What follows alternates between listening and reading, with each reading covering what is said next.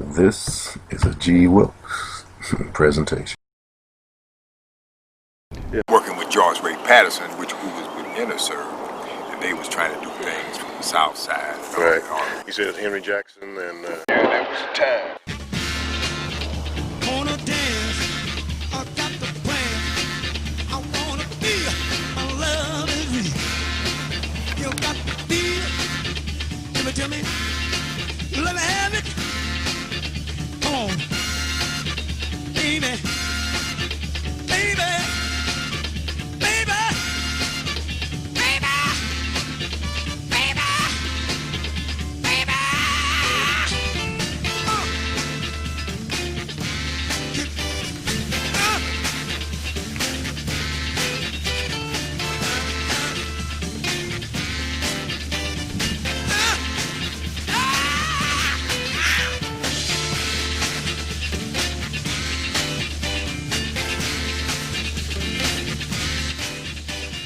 Basically every weekend, just as a social group of people, young men, we were from everywhere, north side of town, east side of town, south side of town.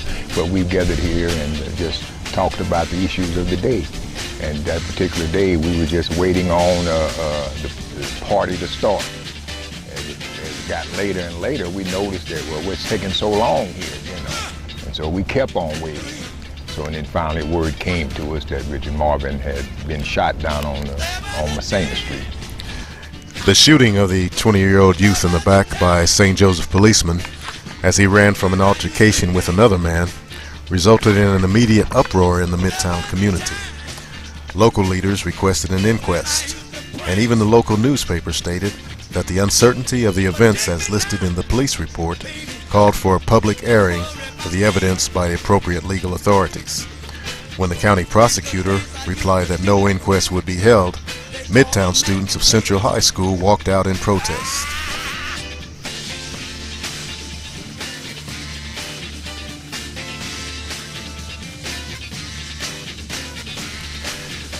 Tensions continued at a heightened level throughout the community, and as summer approached, an incident at a neighborhood ice cream establishment served to ignite already heated emotions. Doug Hughes, football star at Central High School, and his brother Mert, who had both grown up in the neighborhood and with no previous arrest record, were carted off to jail during the incident. Yeah, when I was coming down the hill towards Tasty Freeze there on Sylvania Street, and I kind of seen a bunch of police officers and a bunch of black people in the parking lot of Tasty Freeze. So I was going down to Meadow and see what was going on. And when I got down there, I seen the police was wrestling with my brother. So I said no, I couldn't let that happen. So I jumped in to help with my brother. What I found out a little bit later that Tasty Freeze at that time wouldn't serve black people at all. And so my brother, he was kind of upset with all that was happening. And that's probably when I showed up and was trying to help him out as well too. So, and then they ended up taking us to the police station. My brother had told me if there was a reason why they wouldn't serve, but my thoughts were at that time there were several incidents and several things that had happened in the community as well nationwide, where I'll say Richard Marvin again was shot and killed by a police officer during that time. But we can overhear a lot of commotion that was going on outside, and heard quite a few people raising their voices, talking, and I couldn't tell you exactly what all they said, but you can just hear the commotion that was going on outside the jailhouse. And when they finally released us, as we were walking out, a few people that we seen, Dennis Barnett, Dumpy, Lawrence Hayes, and John Melvin Lucas, Manley Tubbs at that time, and Lawrence Lucas. You kind of seen them, and he's thankful that they let us out. one police officer, I guess, that told my oldest brother, he's passed away now, that after the commotion was all over with, everybody was gone home, that they wasn't through with us yet. They was gonna, understanding that they was gonna beat us while we was in the jail there. But since this happened and we were released, none of that happened, none of that came about. So Chief Thomas, and he come out to my house. He said, "Can I come out?" I said, "Yeah." He says, "You know, I got calls from CIA, FBI, everybody. Want to know what's going on here for riots and stuff?" I said, "What are you talking about?" He said, "You see the paper?" I said, "No." He said, "Well, they claim that you guys demanded release the suspects." He said 200 to 500. We came out, there was a lot of people. I had no idea how many it was. We were just happy to let those boys go home. As events progressed through the summer and community needs became more focused, leadership emerged from two groups formed in different areas of town but seeking solutions to similar problems. At Wesley House, they had is it? Clarence Reed. I don't know if you know Clarence Reed. Clarence Reed, Tommy Snodgrass,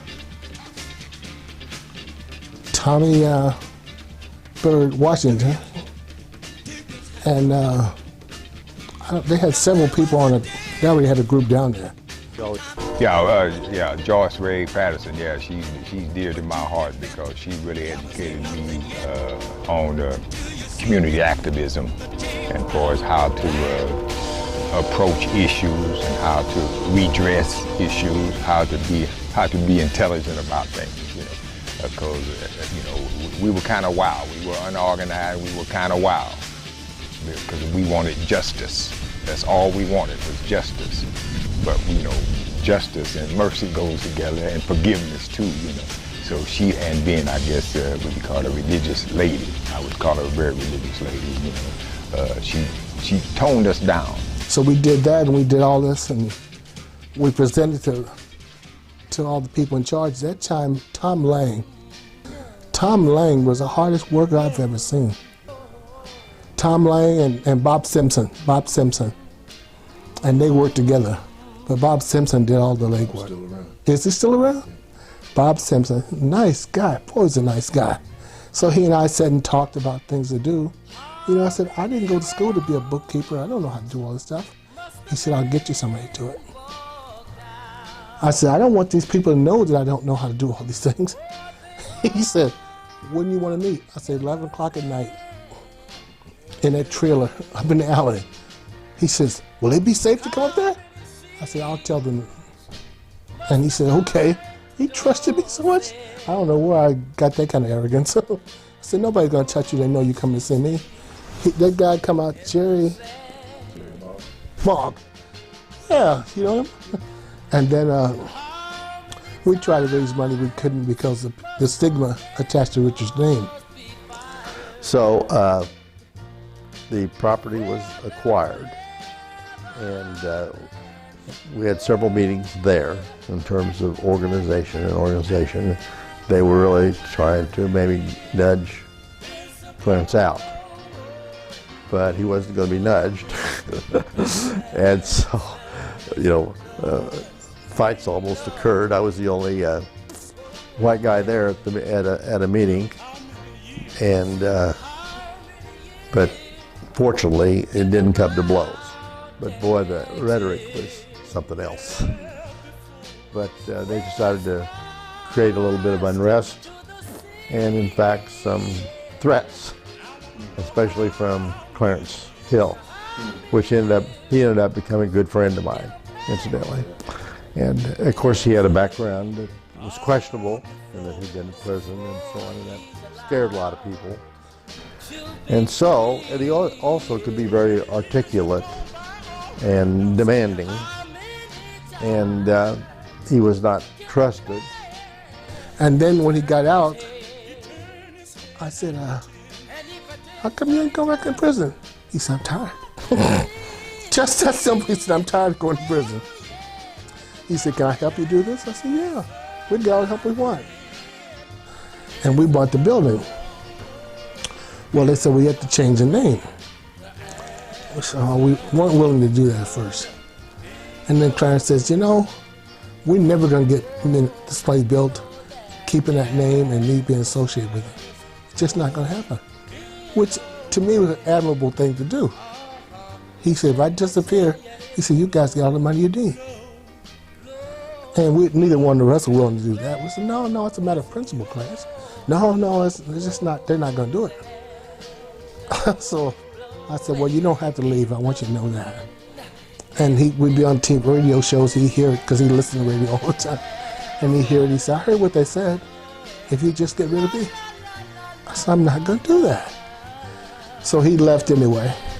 When he left, this when we combined both groups, Black Citizens for Progress and Black Contemporary Society. Yeah, and that's what really got us involved. I really got involved in the whole movement at that particular time because that initiative had been put on the table to build the youth center, and we all came to an agreement that that was a solution to the problem.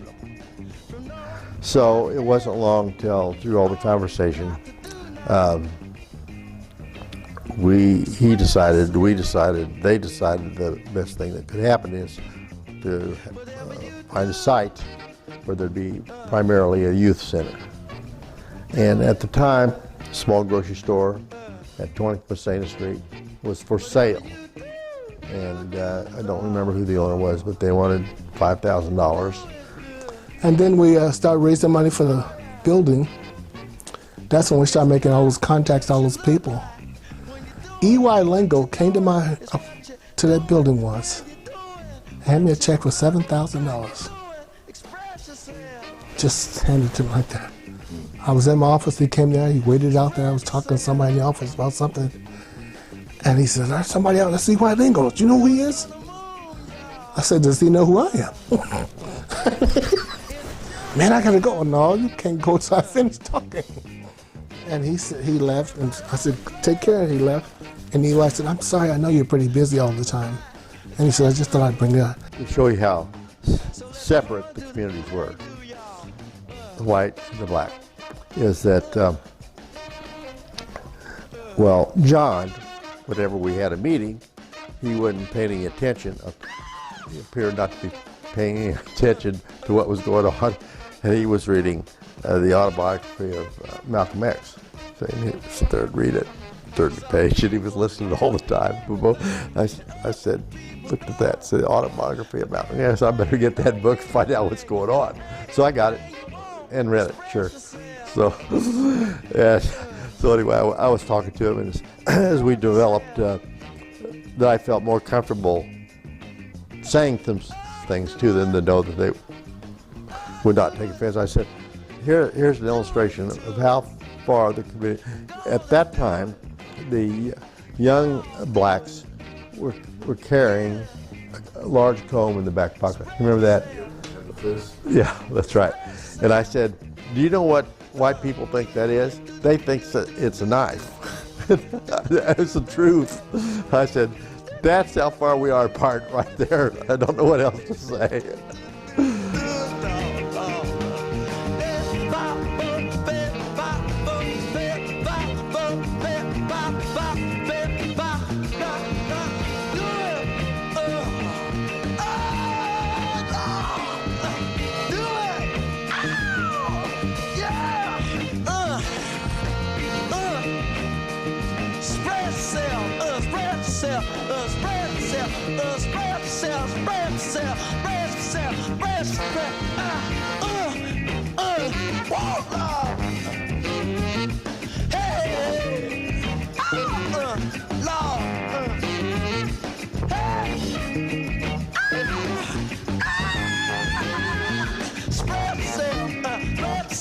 Spread